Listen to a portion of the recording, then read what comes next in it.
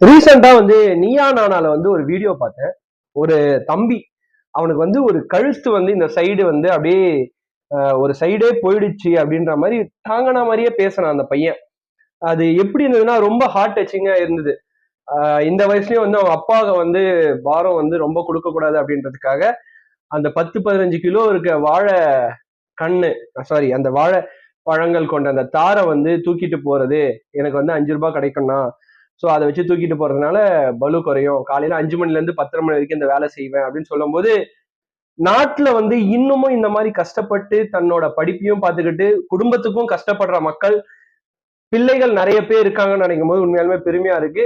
இதுல என்ன ஹைலைட்டான விஷயம்னா, இதை வந்து ஒன்ஸ் மீடியால பார்த்த பிறகு இப்போ கட்சி துவங்கி இருக்க தளபதி விஜய் அவர்கள் வந்து அவனுக்கு 3 வருஷம் காலேஜ் ஃபீஸும் ஃபர்தரா ஸ்டடீஸ்க்கும் நான் ப்ரொவைட் பண்றேன் அப்படின்னு சொல்லி ப்ரொவைட் பண்ணிருக்காங்க.